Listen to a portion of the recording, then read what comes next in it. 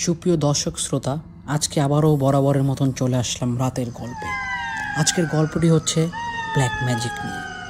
আসলে কি এই ব্ল্যাক ম্যাজিকটা এখনও কি আমাদের পৃথিবীতে আছে?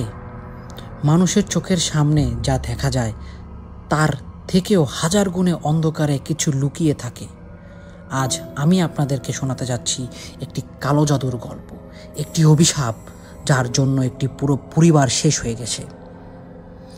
বিশ্বাস না হলেও সত্যি কথা হলো, আজও গ্রামের মানুষ রাত নামার পর ওই বাড়ির সামনে দাঁড়াতে ভয় পায়।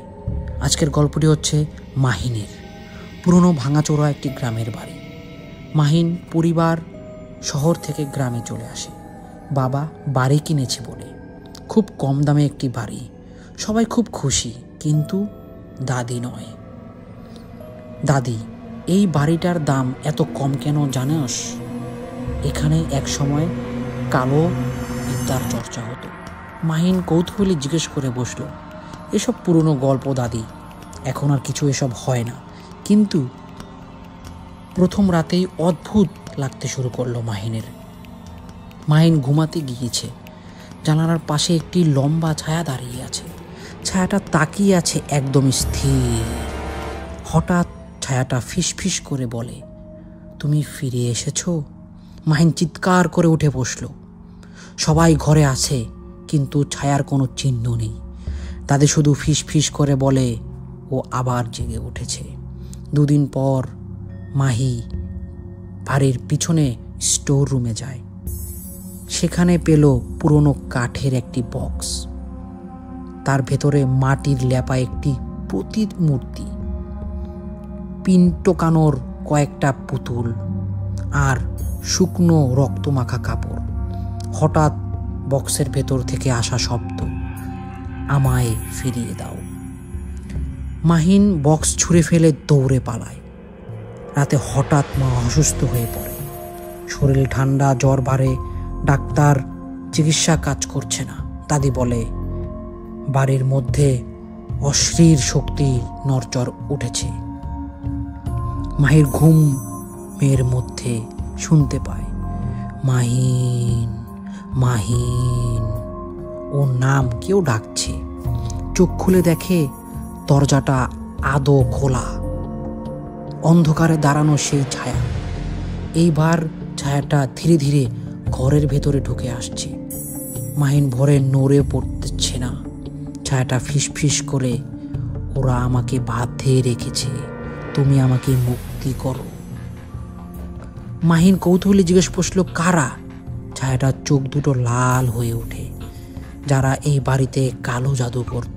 হঠাৎ ছায়াটা গায়ে হাত বাড়তে পুরো ঘর কাঁপতে শুরু করে। দাদি সমস্ত সত্য বলে। দাদি এখন বলে, এই বাড়িতে আগের মালিকের কালীতন্ত্র করত।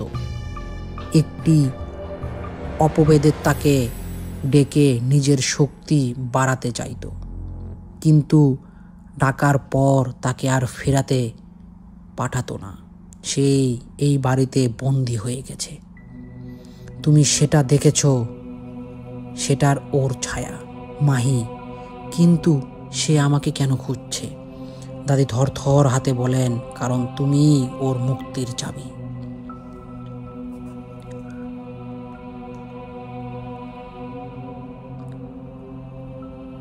এদিন রাতে 12টা, পুরো বাড়ি বাতি নিভে যায়। মাহিনের ঘরের দরজাটা নিজে থেকেই খুলে যায়।